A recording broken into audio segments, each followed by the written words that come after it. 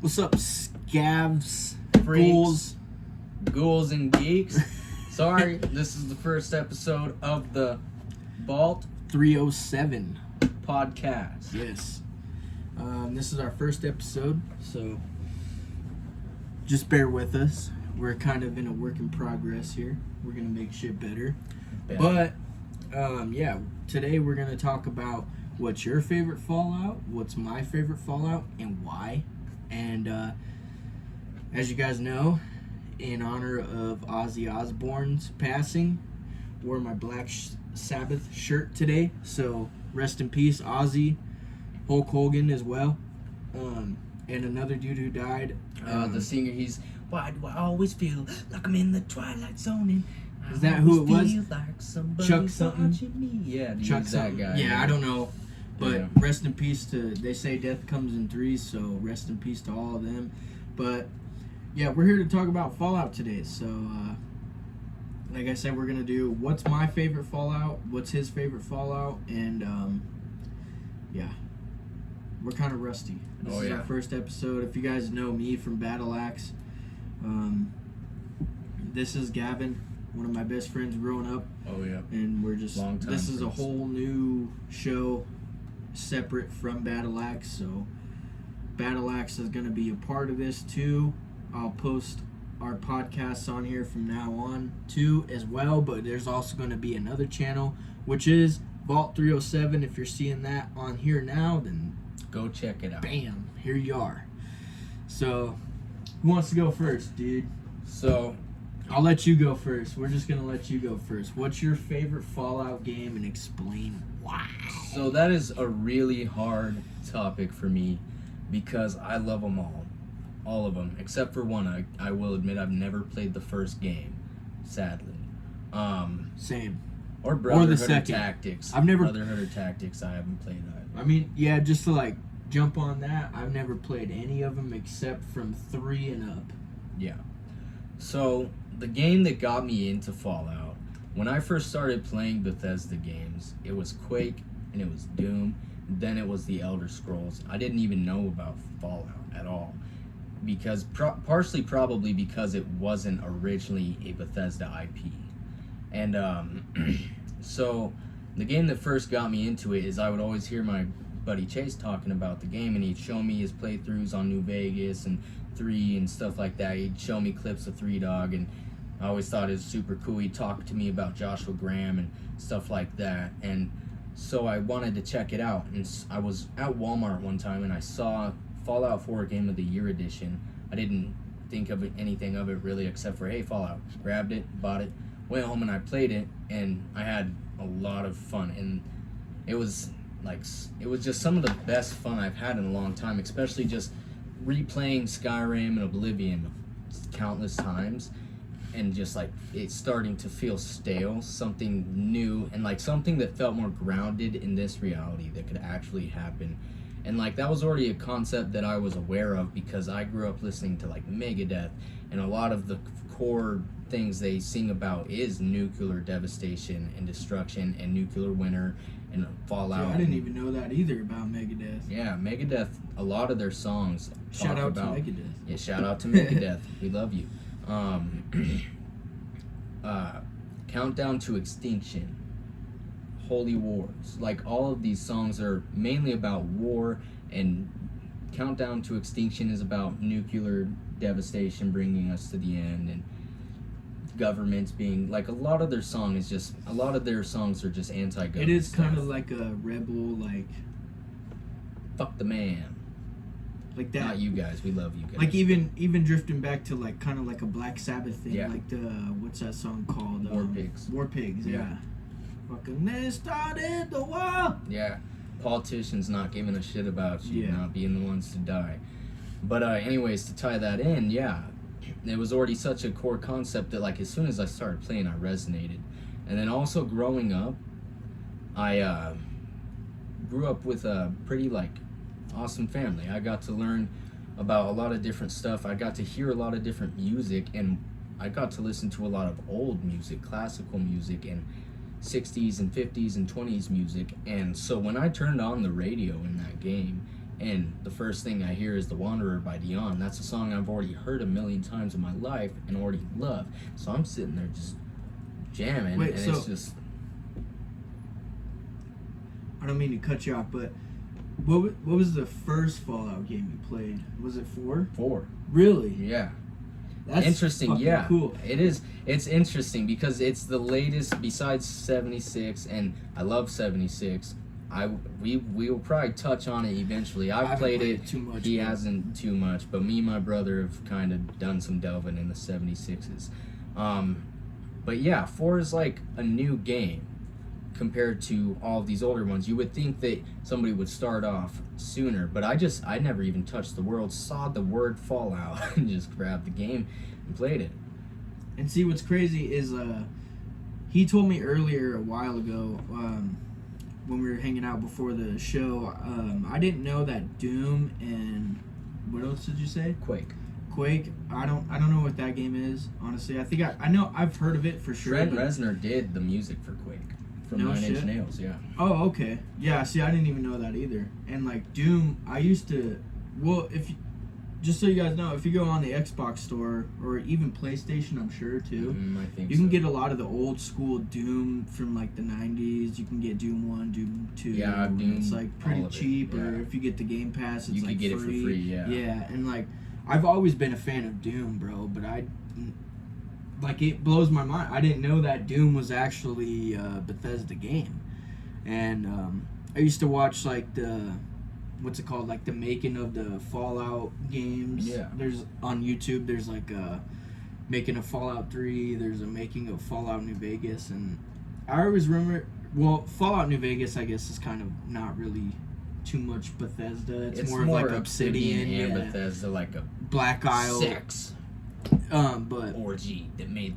I remember. perfect game. What's his name? Todd Howard. I remember him saying like their first big game was like a hockey game or something, which I didn't know about. And everyone knows about the Elder Scrolls. If you guys are here watching this video about Fallout, then you know about the Elder Scrolls. But I've never played too much of those either. I played a little bit of Oblivion. Like that's probably the one I've gotten most into. I've gotten like a quarter into Skyrim when you learn how to Dragon Shout, and like in future episodes we'll go more into like Skyrim and stuff like that too. And we also like plan on maybe doing playthroughs and stuff that. Yeah, We'll we're gonna see. figure out how to do that for sure sometime soon, especially like when a new Fallout comes out. Oh yeah, dude. We're definitely all over it. Yeah.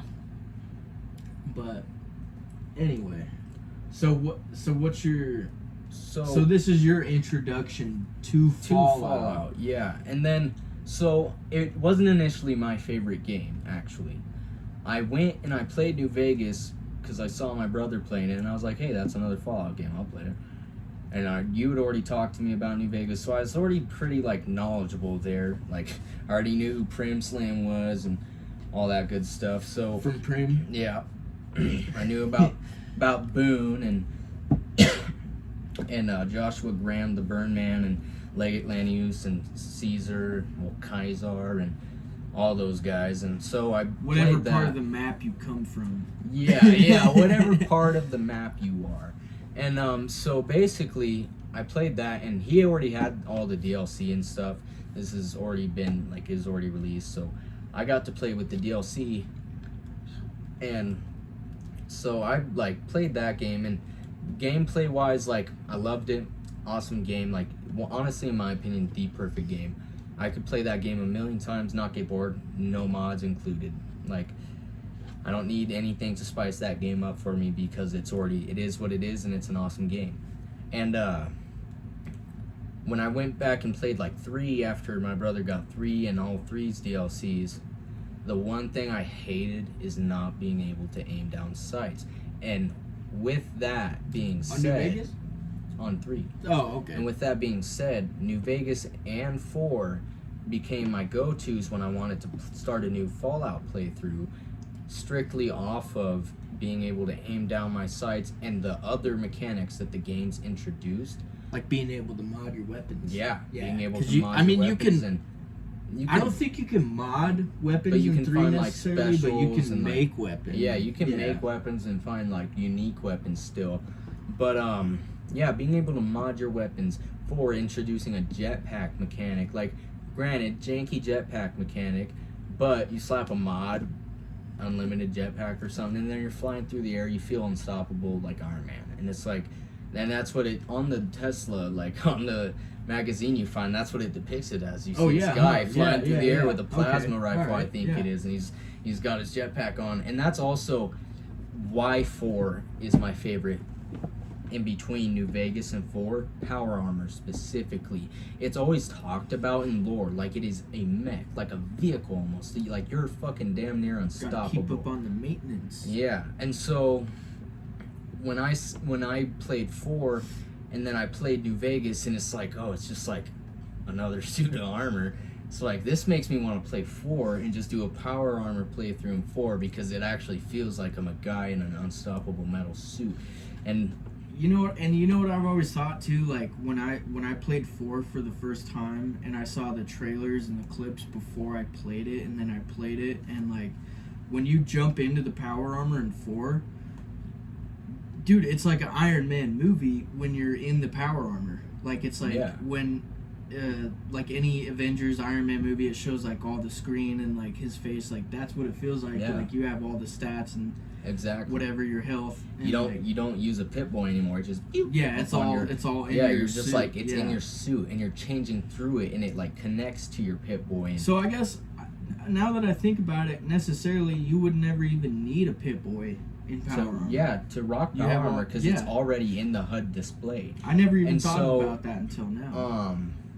But yeah, with that being said, that like the mechanics that were introduced with 4 is mainly the reason that is my favorite Fallout game. And to even like, there's mods in that game. So I've done modded power armor playthroughs where it makes me feel even more like Iron Man because now I've got power armor HUDs HD and it adds like an actual metal outlay like I'm looking through a visor, and then I got Gas Mask of the Wasteland that actually adds a glass overlay to that to where it looks like I'm looking through glass, and blood and dust and stuff can get on that.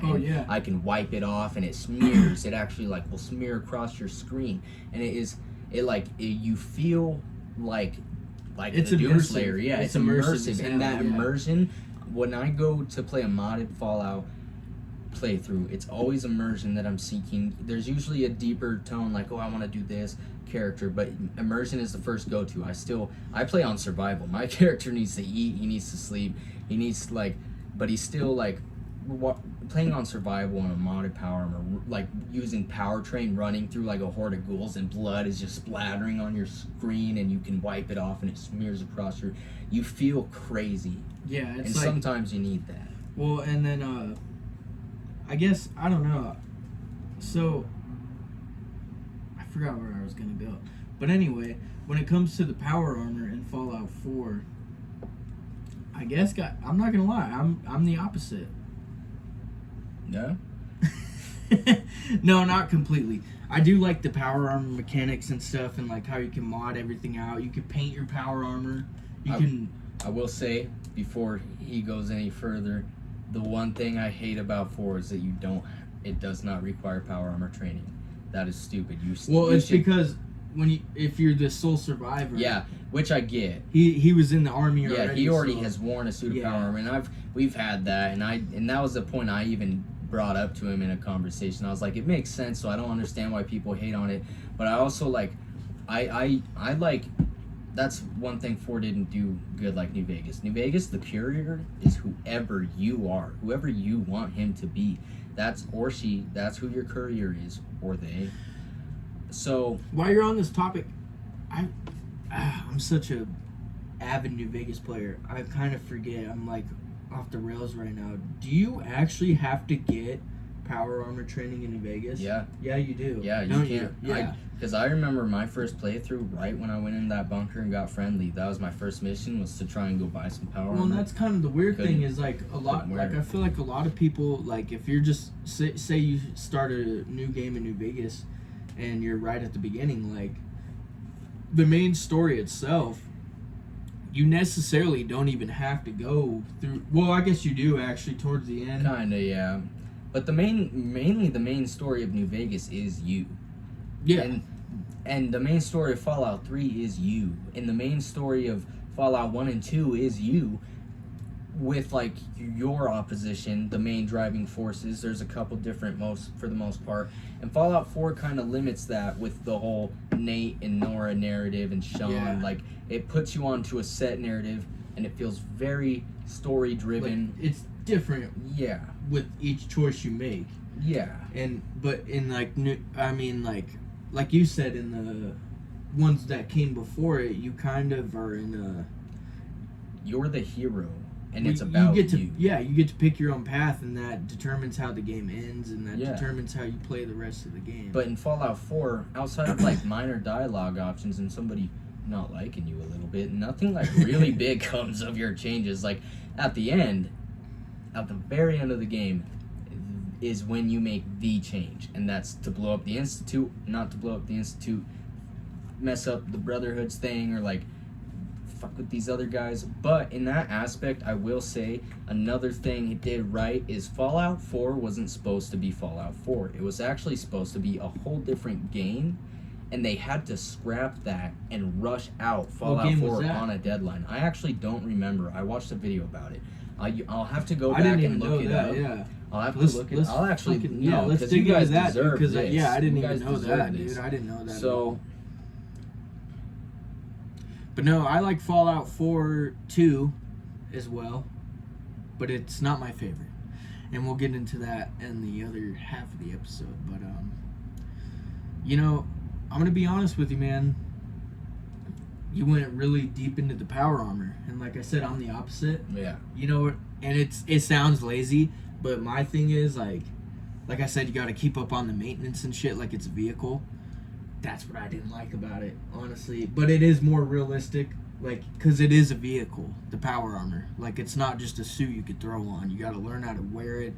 You got to fucking know how to operate it. You got to keep it up with the maintenance and the condition. Like, if you get your arm blown off in Fallout 4, your fucking arm is gone, dude. All you got left is the frame. Mm-hmm. So you got to go back to your shop or wherever your home is and repair that shit. And, like, honestly, that's what I'm saying. Like, it sounds lazy. Yeah, it is a little bit to me. It sounds kind of lazy, but that's where, like, I like in Fallout 3 and Fallout New Vegas, you throw it on, dude, and that's a suit, and you got it, and then the whole condition itself is its own thing, and you wear that down, and then you repair it. But, I mean, it is kind of cooler. It's like a more, advanced immersion kind of thing, like, and it is more realistic. And that's what I never liked about the other games is condition. I don't want to sit here and repair a gun. If I over and over. Well, and that's the thing. If it was more realistic. Well, and I owned guns, and I have shot my pistol countless times, just as many times as I probably would in a New Vegas playthrough, just going out and shooting at the range, and my gun's not broken, so that's why I'm gonna leave that. You still gotta clean it every once in a while, but but even without maintenance, I've only cleaned my gun once or twice, and I've only for a dude. year. I mean, like especially in Fallout 3, and pistols are actually ran better for like a year or two without maintenance at all, so you can actually get them used to the combustion. Yeah. Okay. Yeah, and see, I don't know. I guess that's where we differ, dude, and that's why that's cool, because we have different opinions. But that's where I differ, because like I like the older ones but it is kind of a bullshit thing, because like in the older games, I'm kind of lost. I can't really remember. I don't know if you can go to a workbench and repair it. I don't think you can. You have to find like another gun that matches yours. Like if you have an assault rifle, you have to find another assault rifle to repair that, and like it does kind of sucks, because that adds on to your weight. And then think about your rare armors, like the Chinese stealth. Yeah, how the fuck do you even repair? How do I repair a suit of armor that I found in a crate inside of the NCR's headquarters randomly, or that has no other version of the armor? Yeah, or like a remnant Chinese officer sword or something. Yeah. Like, how do you repair that? Yes. I mean, you could repair it with the old school samurai sword that you might find, but even then, it's still kind of like a chance. You might not be able to repair that certain sword with this certain sword, even though they look the exact same. So I get where you're coming from. Yeah. That stuff always bothered. Fucking all right. So Fallout 4. Let's get into the story a bit about Fallout 4. What's your favorite part about, like, what do you like most about the story and like the map and like the environment and stuff? What do you like most about that? What I just looked up, the game it was supposed to be before is I Fallout forgot. 4, but it was supposed to be a different game, as in a different place on the map. It wasn't supposed to be in Boston, it was supposed to be in New York. Really? Yeah, it was supposed to be in New York, and the story was different. It was a whole different game. You actually start off as a soldier betrayed by, like, it was not supposed to, from what I was reading, from what it seems like, with context, I can't say this is 100% true, but from what I'm interpreting, from what I just read, it was supposed to not be as late.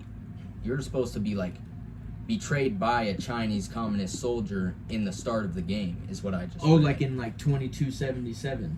Yeah. Like so, when the Great War first popped off. the narrative was intended to be different, with the player initially portrayed as a soldier in a war against China, rather than a pre-war parent searching for their son. No shit. The initial design for yada yada. The original narrative concept had the player character as a soldier in a war against China. This was altered to focus on the search for the player's son after a pre-war life. I didn't know that at all. Yeah, dude, this is crazy. Yeah. How the fuck did I not know that? So I didn't know that at all, dude. But that's really cool because, like, one thing, like I said, dude, don't get me wrong, I love Fallout 4, but I always have something to bitch about. Yeah. And with Fallout 4, and we'll get into it later about my favorite Fallout game. But the thing with Fallout 4 is I always looked at Fallout 4. I'm like, it's kind of Fallout 3 with better mechanics, but all the story is almost the same. It's flip flop. Yeah, it's like kind of your dad looking for instead his of a son. son looking for And a in dad. Fallout 3, you're a son looking for his dad. And then I'll tell you this right now, even in the DLCs of Fallout 4, the fucking what's it called, Far Harbor, that's pretty much the pit.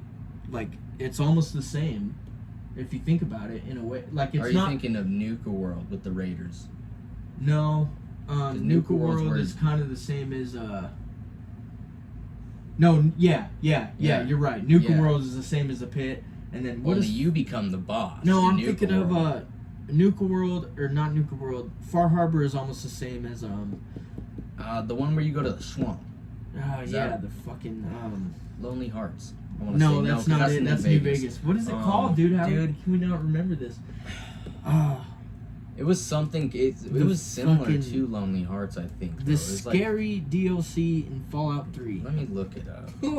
I feel so Yeah, stupid sorry, because guys. that's one of my favorite ones. The with the lighthouse, and it's an island, just like Far Harbor. It's an island, and there's mutations going on. The inbred. Except characters, there's yeah. not like mutations in the Far Harbor, but it's more of like a radiation kind of thing. It's not the pit. The pit's because the pit's Pittsburgh. With the pits. You go to Pittsburgh and it's you like get enslaved by these raiders. guys. Asher. Yeah, And Asher. He's like a ex Brotherhood of Steel. Point Lookout. Point Lookout. That's what it is. God, I feel stupid. Anyway, that's what it is. Yeah. And then Nuka World's kind of like the pit. And that's where you get the railgun. And then in there's- Fallout 3. Dude, there's another one because in Fallout 4 it's the you go against the Mechanist. The Automatron DLC. Yeah. And then there's But what the is it in Lesser's, like, Fallout 3? workshop and stuff. Fallout 3. It's kind of the same as that too, ain't it? There's Mothership Zeta Broken DLC, the pit. Maybe that's what it is. Mothership Zeta. Yeah. It's kinda, you get abducted by aliens. All right, maybe I'm reaching a little bit, But- but you get what I'm saying. Like the pit with Nuka World, it's almost the same. Far Harbor with Point Lookout, it's almost Those the two same. are very similar. Like, yeah, it's, and I'm not saying that's a bad thing at all. I'm just saying like, and then, but see, that's what I'm saying with Fallout 4. It's almost like a Fallout 3 like flip flop in a way. Like you're looking for your son instead of him looking for you, and then the DLCs go like that, whatever. But yeah, where you start off as a slave in the pit, you literally instantly Have to kill the take- overboss yeah, after and going then- through the and gauntlet then and they become almost- the boss. And then they almost force you to take over the slaves in Nuka World. Yeah. And if you don't, then You can go in there with the Minutemen and shoot it up though. Yeah. But I usually am the overboss. I hate the Commonwealth. I want them to feel my pain. you don't like the Commonwealth. I don't want the Institute Okay, to make the all right, Commonwealth so- a bad place. I want to make my pain in the Commonwealth. So to follow Usually. up on the second question I asked you, what about the and then we'll go back to Nuka World and shit. But what about the environment? What do you like most about like Fallout 4's like Boston, So Massachusetts kind of area? Because I thought that was really fucking cool, dude. yeah, Because that's where Like a that's city? where like America was born, essentially, kind of. exactly. Like in the That's the most 1700s. progressed Yeah. area And of that's even today in America. That is our most progressed East Coast. I mean, of course, we have California, and that's a big sprawling city and stuff. But that even was back manifest then, though, dude. destiny. Yeah, that even back then, that was like. Boston and that was a big area. Massachusetts, big area. Yeah, that's Plymouth where like Rock and all that. yeah, dude, and like Pilgrims. that's what I'm saying. Like I feel like that's where America was kind of born. So like, I mean, so like, do you like that aspect of it? Of how there's like a lot of like old school English, kind of like Easter eggs and stuff. Yeah. I've never been on that side of the country, so I don't like. I'm kind of just going off of the top. Like I don't know really know what I'm talking about, but So you know what I mean. The only thing I don't like is how laggy it is in those city Oh my areas. god. In those city Dude. areas, even without mods, man, Bro. you'll crash your game walking through. And the mutants, it's actually been proven that super mutants are what cause that lag. Is there's so many super mutants and super mutants. In the ruins. Yeah, of the and city. even one singular super mutant can increase your FPS or decrease your FPS in the game if you actually watch. The closer you are, so when you add a bunch of them into this, like, it looks like a big area, but the map in Fallout 4 isn't like the biggest map ever in any game. Like, let's look at it contextually. In a lot of these big city areas, look at Good Neighbor. When you're outside of Good Neighbor, Trinity Plaza, all that crap's right there, and in all of that is like 5 different hordes of 10 different mutants and 5 Yeah. mutant hounds. And So, I'm gonna go off on a tangent right here and just tell you right now. When I had my Xbox One, like the original Xbox One, and I used to play Fallout 4 on that all the time, I never had problems. And then, like 2 years into playing Fallout 4, I had this issue where, in the main story, spoiler alert, if you guys don't know, you have to go to Good Neighbor.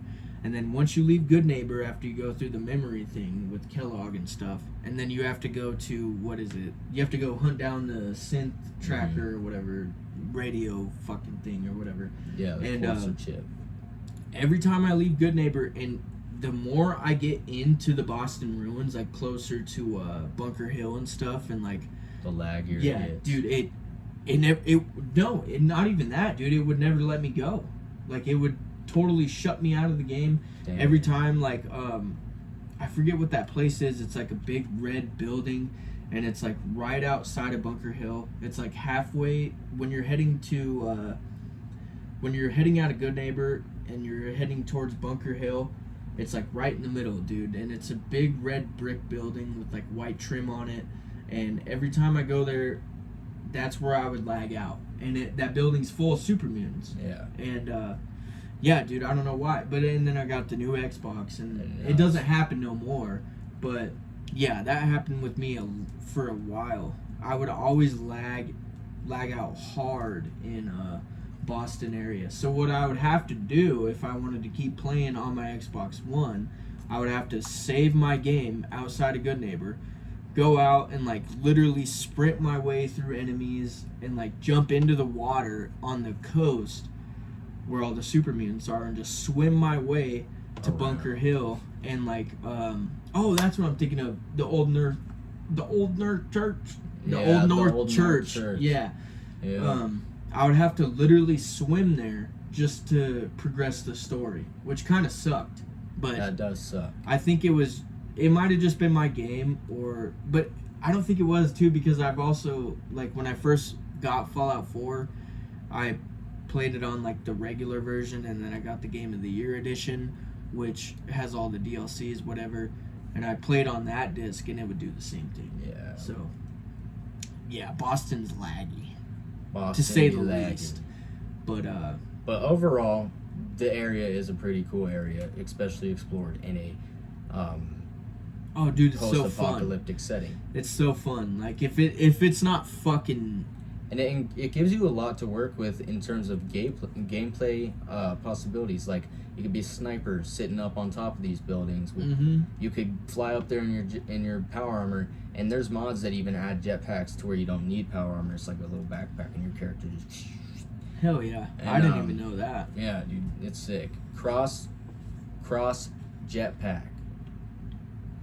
Is it a mod or? Yeah, it's a mod. Okay. Cross jetpack. You can get it on Xbox. I don't think PlayStation, because sadly PlayStation, Sony does not allow you to export external files, which means basically anyone who wants to design their own cool, unique piece of art and put that into a game on their platform cannot do so because they suck cockles.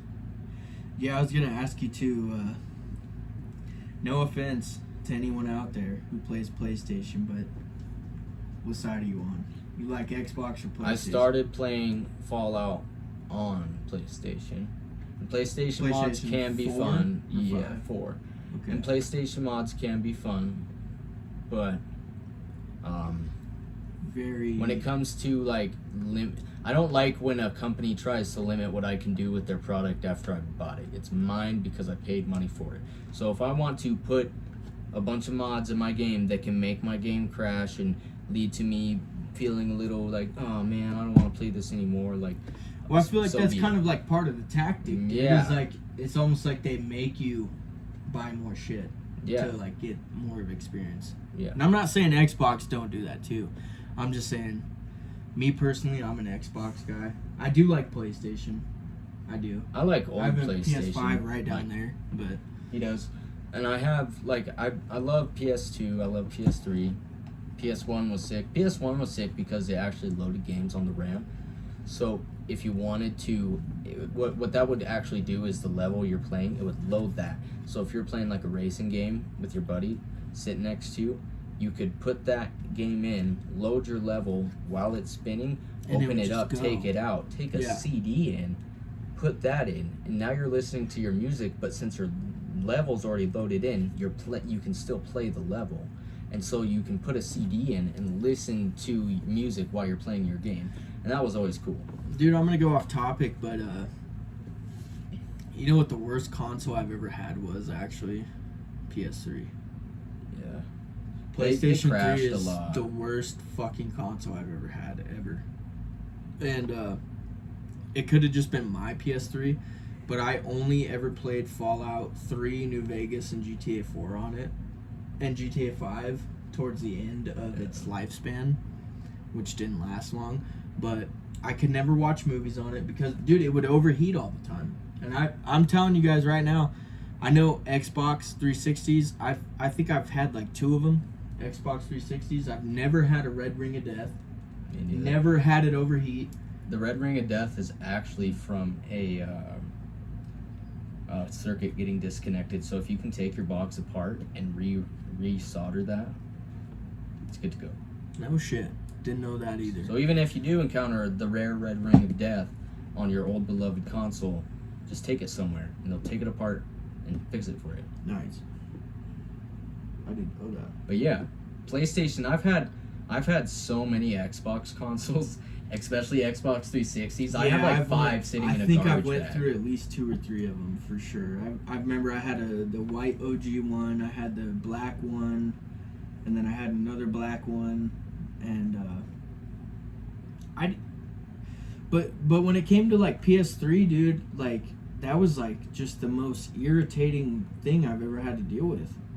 Cause like you'd be done playing your game and then you can't even watch DVD on it. And that was back in the day. Like we could like, well, I don't know about you, but like I never had like on my PS3 I didn't really have Netflix and stuff. And like way back then in like 2009, 10, like there wasn't HBO Max. Well, there was, but I don't know. It was just HBO. Yeah, and like well, like the popular thing to get was like Netflix, and Yeah. I never had that, so I was always on DVDs.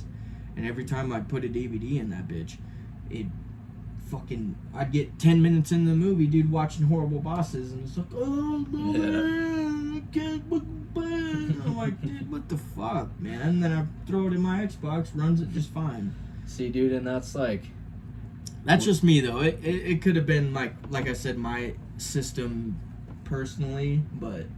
We're young enough, but also old enough to where we got to see the rise and fall of Redbox and GameFly. Yeah, for sure. So, well, so that's Fallout 4 then, huh? Fallout 4, my All right. favorite Fallout game. I'll ask you one more question about Fallout 4. Who, out of all the DLCs and the main story and stuff, besides your own character, who was your favorite character in Fallout 4? That's hard. I know. That's actually a hard lot question. There's a lot of cool ones. There's a lot of returning characters that are already like beloved in my heart from like Fallout other 3 and games. shit, Yeah. And so, man,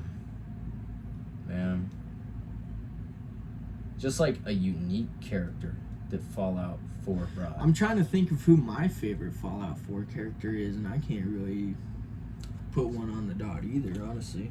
I want to say Nick Valentine. That's who I was thinking too. Because, like, out of all the characters you're introduced to, like, Paladin Dance, like, new characters, like, let's discard the returning characters like Maxon and McCready. Nobody fucking likes Madison Lee anyway. Madison Lee sucks. She's a Yeah, dude, bitch. she's a bitch to you all the time. In any game. In every game she's in. Yeah, she's a just fucking a bitch. snarky fucking. She got to So- stick up her ass all day. And so, yeah, dude, like all of these returning characters aside, the only like character that like really had any impact on me while playing Fallout 4 is Nick Valentine. Because let's think of him. The first new character you meet outside of your family household, including Cosworth, because he's a contender for sure. I like that guy. Yeah.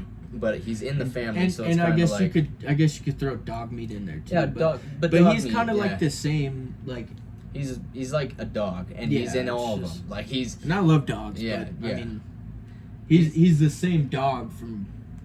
I mean, he's not necessarily the same, but he's pretty much the same. Like, yeah, So. just a cute puppy boy. Like I don't know, and he's also pretty legit. Like I had a mod on Xbox that gives you a baseball, and you can put the baseball, like any normal baseball item, in from your miscellaneous section in his inventory, and when you take it back out, it becomes a grenade that you can throw, and you can actually play fetch with him, and he'll like run down enemies and like stuff if you throw the ball at enemies. Oh shit! Yeah. I didn't know that. It was way dude. sick. Hell and yeah, that's cool as hell. I use that mod a lot, and then I actually updated to a mod that increases, like, it makes it to where you can have better animations. So now I like can smoke cigarettes, and now I can, when I have a mod that makes all the chems in game real world, like what they're, because Fallout was actually supposed to give you real world drugs, but companies didn't Yeah, want they couldn't to like, portray say, like, that. Oh, yeah. here's meth and So heroin and shit. My character will be running through the wasteland, and instead of doing some jet, he'll just casually snort a line off his finger real quick, dude. Like, or like I'll put. What? I have a mod that adds armor plates, so I'll put in like armor plates, and they'll get cracked, and yeah, like cool stuff. Like drinking a Nuka-Cola is so satisfying. Just toss it. So yeah, Nick Valentine, I think he's the most like Memorable for sure. Not only that, too, I'm trying to think of the word. He's the character that kind of when you meet him, he's a big driving force in the story. Yeah. And I'm a big story Exactly. person, and like I feel like if you don't go meet Nick Valentine, which I've never played the game without Meeting going through Nick it without Nick, Valentine. I don't even know if you can. I don't know if you can catch up to You Kellogg no, without you can't. No. without Nick's help. I mean, one way actually, or another. with like mods, like with alternate start Yeah, mods and but- stuff, you can.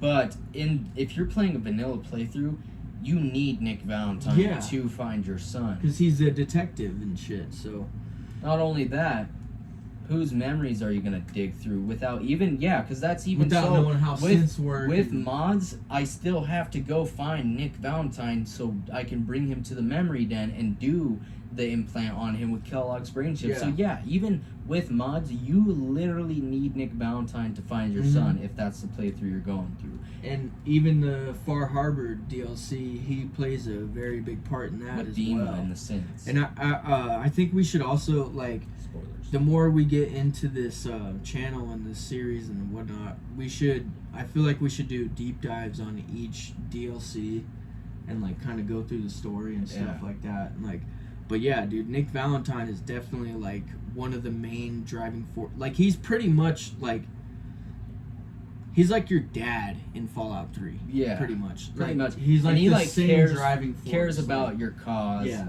And he's there for you. Yeah, every he step actually of the cares, way. dude. Yeah, And, like, everyone else in Fallout 3, you even look at Preston Garvey. He's like, oh yeah, I'll help you as long as you fucking go wipe my ass with these 17 other settlements or whatever. And it's just like, Jesus Christ, Hey, as dude, long like, as you literally repopulate the Commonwealth for me, I'll help you find your kid. yeah, just Fuck. I got a new settlement marked on your map. Yeah. You know, it's Yeah. like, well, fuck, Like, dude. Like, man, I got my fuck own you. problems if you haven't noticed, Yeah. you bastard. I just woke up from a fucking being a TV dinner. Which you told him, and he's just like, oh. He's like, yeah. Dude, he's literally like. He's like, oh, he's TV like, dinner. He's like, oh man, that's tough. Yeah, He's and like, then but I got a settlement that needs our Yeah. help. Oh man, literally, he's like, oh man, that's tough. Anyways, will you be the general of the Minuteman? And then you're literally like, Yeah, dude, like, what the 20 fuck? minutes I after was me. in the military, and that's not how the military works. No, And you then don't he's just ask a stranger off the road. Well, dude, Like, your what the character fuck? literally, one of the options of dialogue is to tell him that that's basically to tell him what the fuck, that's not how the military works. That's a pretty generous offer to make me the leader of your group. Like, what, you are the leader right now, so what, you're just gonna, oh, I know, I'm tired of all this responsibility, Which man. I will say, like, when it comes to Fallout 4, the Minutemen are probably my most go-to faction. That's who I like to. They're like freelance. That's who I like to go to the most. They give you stuff and, to like, do. They give you freedom too. Like, Yeah. no matter what you do, they're like, it's They not don't like the care. Brotherhood is still like, well, like, oh, you did this and now you're like, we can't tolerate that type of shit. Like, whatever, man. Yeah. But Well, actually, this is where I'm going to tie in. The really only real faction that gives you freedom in the Commonwealth of Massachusetts in Fallout 4 is your own. And that is where you become the overboss. And that is why... oh, from Nuke World. Yeah, Okay, and that is... yeah. You go... Okay, so for those who haven't played it and don't care about spoilers, this is a spoiler warning. If you haven't played it and you don't want spoilers for Nuka World DLC and Fallout 4, which, what the hell, the game's old as hell now, so you should have played it. And if you haven't, maybe it's not your thing, but you go into the gauntlet. Well, first you turn on your radio, you hear a transmission, it's an old Nuka World ad, so you go and find the train that will take you there, the transit. There's a couple gunners or whatever lurking outside, you dispatch them. What I did last time, I have a mod that's like an AR with a grenade launcher on the bottom, and I can load MRIV nukes in there, the ones that rain down from the sky. So I just Oh yeah, okay. I know what you're multiple talking mushroom clouds. But you go into the transit center, and there's a guy named Jared sitting there. Jared's a douche. He seems like a nice guy. He lies to you about a family that he supposedly has. about. To cut you off real quick, is the exact fucking same thing that happens in the pit In the in pit, Fallout 3. you get You lured find in, a fucking dude, and he's who- like, "Oh, I'm hurt." yeah, I'm hurt, but I mean, it's a little different. But Yeah. anyway, But dude, literally, like he's like, "Oh, I'm hurt," and it's like, I don't see any blood. That was my first interaction with him. He said he was hurting, and I like looked around. I was like, well, those gunners were all right outside, and you're all right in here. I don't see any blood. Usually, when somebody's hurt in this game and they're trying to like make it look like somebody's hurt, they'll add like blood, and they'll add like the character like hunched over, like hurt or like in a something. pile yeah, of and blood like or yeah, something. or in Yeah. a pile of blood. Like there's blood on the ground, a decal somewhere. There's something to let and you you know. would think the sole survivor he was in the military, so he would be able to he would detect shit know. like that. Exactly. And so you can also call him out in the dialogue. There's an option to basically be like, yeah, right, you're captain.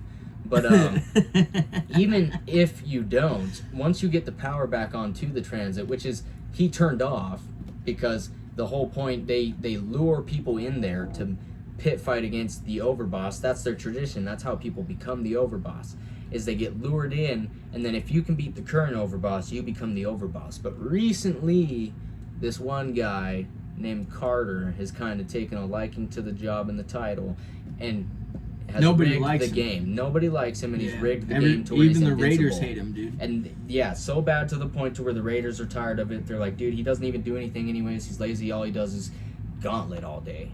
Gauntlet all day. And yeah, that's literally like all he does is kill people in that gauntlet if they survive the gauntlet before him. But yeah, you get in there, and on the train the whole way, you are talking to this guy. You don't know him yet. You'll come to know him soon. He's like, yada yada blase. You fell for Jared's trap, which also, like, fucking Jared's a name, isn't it? Like, Jared. Yeah. You fell for Jared's trap. That's the hardest bandit name ever. If I met a bandit named Jared, I would laugh at him. I would say, my name, you want to know what my player named my character? Ghoul Slayer, Destroyer, Doomkill. That is like, that is most of the time, that is actually like what I'll go for with names of like my characters in those games, just because like I want my character to be the character. He's like the main character. And so, yeah, anyways, you get to the gauntlet, you go through a door, and a speaker comes on, and there's a talk show hosty guy, and he's like, oh Raiders. Yeah, that he talks fucking to guy. He's the same dude on the radio at Nuka World. Yeah. He's annoying as hell. He's always talking shit. I think. Yeah, he's just a douche. And I mean, after you get through the gauntlet and he starts like sucking your ween a little bit on the radio, and it's like, our new overboss, and it's like, yeah, but weren't you just talking crap while I was running the gauntlet? Literally, the whole time he's like, oh, what does he keep calling you to? When you're going through the gauntlet, the whole time he keeps calling fresh you like, meat or something like that. No, he calls you like Skip or something like that. Yeah, Skip or like Buddy. Let's see if Skippy. Something like that, something dude. weird. Yeah, I can't remember. But he's always just talking crap, and even if you're like my playthrough, I have like mods that let me like lean corners and stuff by pressing like bumpers while I'm aiming down sights. So I'll like raptor claw my controller and like lean corners, and I'll be like taking it all smooth and tactical through the gauntlet. And he'll be like, God, he's going so slow, just like talking crap. Yeah, and it's dude, like, the whole time, man. I'll go as slow as I want to in your little death trap. I didn't know this is what I was getting myself into. I was just trying to help a guy out. I was just trying to help Jared, dog. Yeah, trying to help Jared. This is where... Yeah. But anyways, you go to the gauntlet. The first room is like turrets. That room is like the coolest room in my opinion. And then after that, it kind of gets lazy. There's like some other cooler parts in the gauntlet. And then you come to the overboss. He's hooked up to this like wire that basically makes him immortal or like something. An electric force field on him that for some reason, like, because his armor is being electrocuted, you can't put a million bullets through him and kill him. Which is stupid in my opinion, but hey, whatever. I think so too. Like, yeah. Like if you took like an anti-material rifle from New Vegas and shot him in the face. For sure. Well, even just rounds upon rounds of a... like an AR, really, like dude, like it would kill him just because he has a wire connected to his suit of armor that's made of metal. So this would technically be killing him. This would hurt him in real life, but no, in the game somehow the electricity that's on his armor because he's live wired is giving him like the ability to be a bullet sponge. And the only way to kill him is the guy that talked to you on the train before tells you there's a squirt gun in a locker. You kill him with the squirt gun.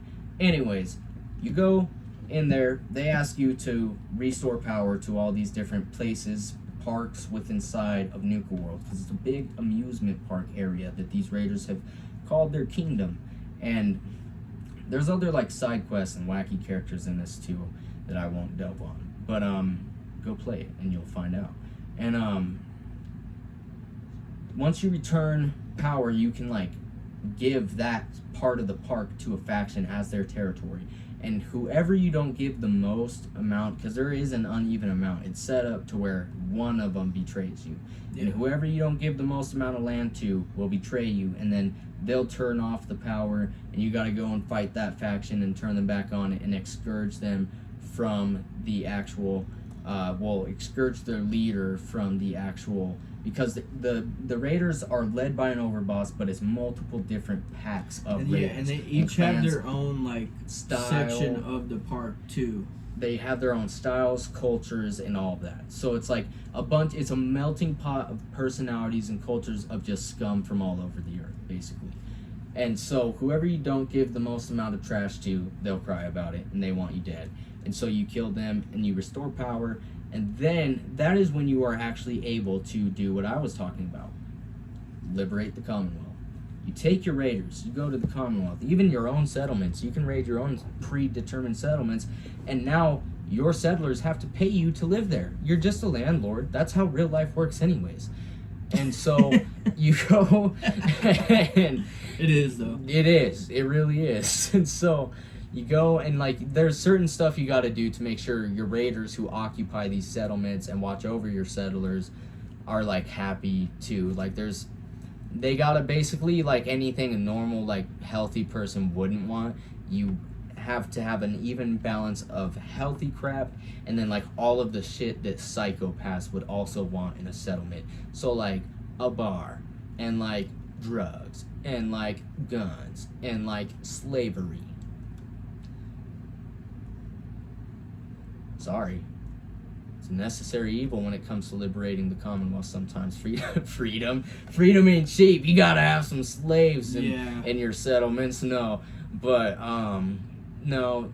And then like there's something else you could do. Like it's like messed up. It's like a torture house or something. But yeah, you basically normal settlers have their own like satisfactory needs, and then raiders need you to be a masochist for them, and so they're happy in the game. And then your settlement won't fail and get attacked by other raiders and stuff. But like my first ever playthrough of Nuka World, I managed to literally every settlement on the map take over with these raiders. And Preston Garvey was like, oh, crying, because that's one thing, you can't do this and be a Minuteman. Pissed off at you. Preston Garvey gets butthurt. Mouth and shit. Yeah. And he's the one who wants freedom. And really, if you think about it, if we militarize the Raiders into some Raider man clan, then it would probably be better for the Commonwealth anyways, because then you'd have this like huge tactical sweep destroying the Brotherhood, Institute, Railroad, and all these other lessers, and then it'd be like, be fine. And that's it right there. Freedom. Like, that's all you would need, really. Really, yeah, dude. If you think about it, if the Commonwealth is like good, or at least taken care of, yeah, at dude. the least, you know. Well, like, cause all the Brotherhood does by blowing up the Institute is like that's basically the last little middle finger. You guys already went in there and raided the place, killed everybody in there. Like it's literally just to destroy the technology. And the Brotherhood also steals off the settlers that are not even part of the Minutemen. Yeah, no. And the ones that are part of the Minutemen too. The Brotherhood and the Commonwealth are messed up. They're actually, I don't know what to call it, dude. They're more like they call themselves the saviors, but like when you really get into it, like you can actually go raid settlements for the Brotherhood. Yeah. That are settlements that have like almost nothing. They're just scraping by like to little survive. Gould, and all the ghouls, and then here comes the Brotherhood with all their fucking gadgets and armor and guns and shit, and they're birdie birds. They say we need a cut of your corn or your tomatoes or fucking whatever it is you have. We're gonna need a cut of that. So yeah, which is fucked up. But yeah, dude, and that's if we really wanted, if Preston really wanted to be like the main driving force in the Commonwealth and make it a better place and get rid of the bad Institute and the bad Brotherhood and all the bad stuff there, he would just need to join the bad, become the greater bad, and then like not even the greater bad, because even like the worst I'll ever do in a settlement is like by far the worst. What I'm thinking is literally slavery, But then on top of that, with the Automatron DLC, you can literally you can not have the slaves. You could just not turn people into slaves. And that's even, you could also be a little racist about it and just make ghouls slaves. Only enslave the ghouls, dude. Sorry, Walter Goggins, but you gotta go, dude. Get to work, buddy. But I don't know. That's just how I feel about that. Because without the bomb, what are they gonna do? Oh, I'll give you one take. You take about 1,000 or so of my raiders, put them through that teleporter, and see what happens to things. Honestly, though. Honestly, dude, a bunch of crazy psychopaths. And it's a war of attrition at that point because, for anyone who hasn't played the Nuka World DLC, I think you don't understand how many raiders canonically live in that space in the Nuka World Park. Oh, yeah. There's millions of raiders living Well, think about it. There's 3 different gangs, which is and all those gangs, they're not just gangs. They're big, pre-established gangs who have been known. And that's the whole reason they went to Nuka World, is because all these big gangs from all over, not just the Commonwealth, were like, hey, let's go to this place, and it'll be like Raider Land. Yeah, and that's what it is when you find it, too. Yeah. Exactly. So, but yeah. Yeah. What's your favorite? So yeah, that's Fallout 4, including Nuka World. And like I said, dude, we'll do more deep dives on that, with all the DLCs and stuff. But just so we could wrap up this episode, my favorite Fallout game is by far Fallout 3. And when I say that, I don't think it's the best one, by not even by a little bit. Honestly, I think the best one is Fallout 4. Really? When it comes to actual people outside of us that aren't too knowledgeable, who would probably want to get interested in it and play it's Fallout 4, dude. If you're new to Fallout, especially in this day, you're gonna want to play Fallout 4. Yeah, but mine is Fallout 3, and I guess it's like I was telling you earlier, it's because of a nostalgic thing. I grew up on that one, and I like the horror aspect of it. Fallout 3 and the metro tunnels. That's what I like the most about it. The skeletons hanging around everywhere, hanging off of the scaffolding. Even the first encounter with that super mutant behemoth, man. Oh man, that scary, is terrifying. Dude. And you hear it from miles away, the roar. And not only that, it's Fallout 3, Fallout 4 and Fallout 3 take place in a bit of the same kind of a vicinity in the country-wise. They're on the same coast, so Fallout 4, like we said, is in Boston. Fallout 3 is kind of more south of there in, you guys know, Washington, D.C., Virginia, New Virginia. Because it is Virginia, Yep. So, but the thing I like about Fallout 3, dude, is just the vibe of it. It's all dark, it's green, everything. It's just scary looking, and I like how that looks. It's it looks it's like desolate. a horror game, dude. And I remember as a little kid when I used to play Fallout 3, that was my favorite thing about it. I was like, this is the scariest fucking game I've ever played in my life. For sure. And the ghouls, the ghouls in Fallout 4 are by far more scarier, but the ghouls in Fallout 3, dude, it's you almost have to go into the more dark depths of the map to into find those tunnels. Yeah, dude, and that's what I like about Fallout 3. And then even New Vegas did it really well with the tunnels in Freeside, and in all throughout New Vegas, dude, you go into those service tunnels and there's ghouls on ghouls, and it's actually kind of scary. It reminds me of 3. Dude, it gets you. It gets you, especially if you're a child at that time, which we were. So I'll ask you this, dude. My favorite, scariest part of my favorite Fallout game is the Witchcraft Museum. The first time I went in there, I was actually scared shitless. Actually scared to death. And I had actually never fought it. I'd never fought a Deathclaw outside of the one that you fight at the beginning. And so... And that one, you don't have power armor, you don't have a minigun. No, you have to, actually tactically plan that you have to really figure out how to fight that shit. But even before you fight the Deathclaw, everything building up, you walk in there up on top and there's dust coming down. On the floorboards, dude, it's and so shit. Atmospheric. And there's only a couple of those in Fallout 4. There's one other one is a quick jump scare. You're on a rooftop in DC area, or not DC area, in the Boston area, and one of those rooftops, there's actually an encounter. And if you go to the right rooftop, a Deathclaw is like actually like latched on the Climbing side up? of it, and he climbs I've up, never dude. I've never came across Yeah, that. dude, he climbs up on you and like fights you on the roof. But yeah, and then like you see gunner corpses falling down through the floorboards in the Witchcraft Museum and stuff. But anyways, yeah, what's your favorite, scariest like part of Fallout? I was just about to get to that, dude. I think the scariest thing in Fallout 3 for me is when you actually find your dad and he's in Vault 112 and you have to go into this simulation. And in this simulation you find this Dr. Braun, who is like a head tech, or he's like a head rep at Vault-Tec, and he's been stuck in this world since the world ended. So at this point it's been like what, 200 something years, 240 years, whatever it is.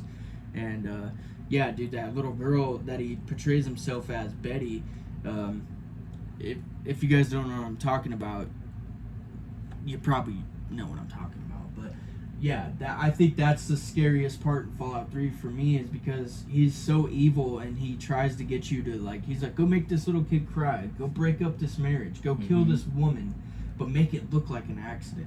I'm like, dude, that's so fucked up.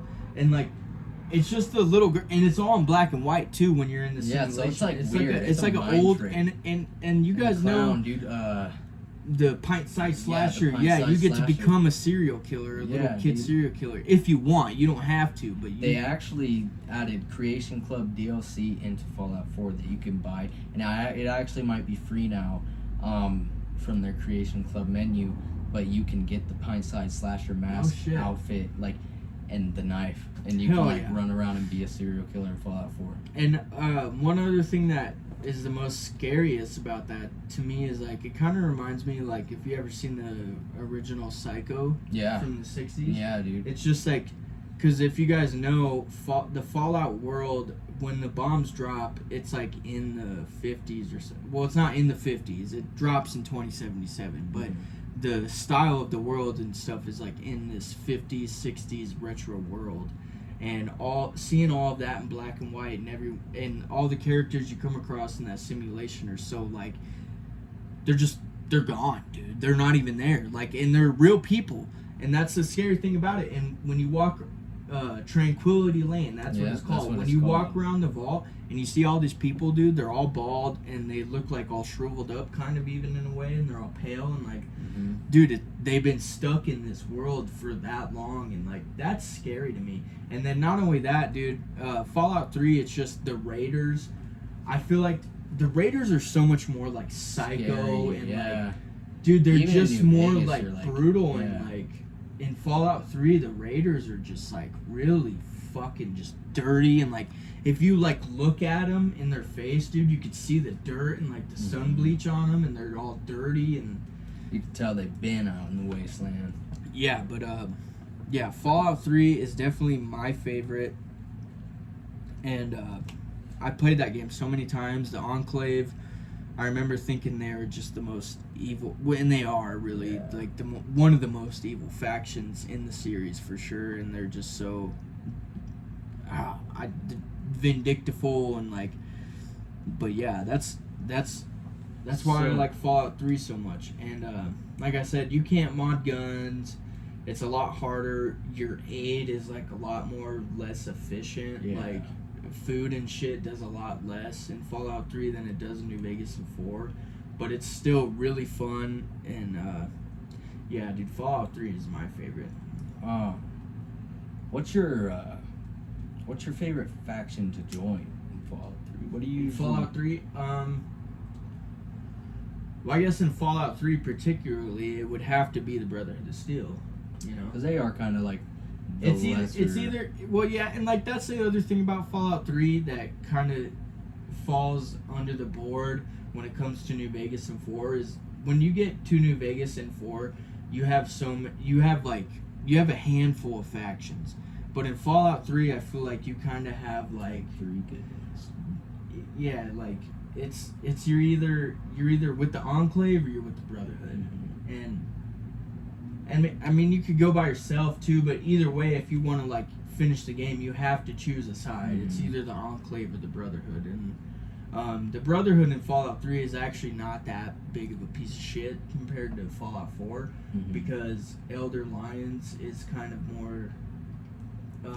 He diverted from his West Coast brothers, which is why you get the Brotherhood outcasts in Fallout 3 because they're kind of more of like they're like, and that's why they paint themselves like red and shit because they're like, we're from the West Coast, like Elder Lyons forgot what the fuck we were doing out here, you know. He wants to help all these people, and that's not what we're here to do. We're here to recover technology, and you know what the Brotherhood is mainly trying to do.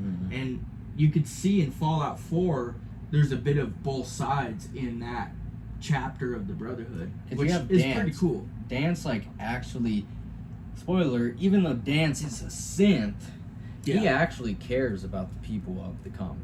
Yeah, he does.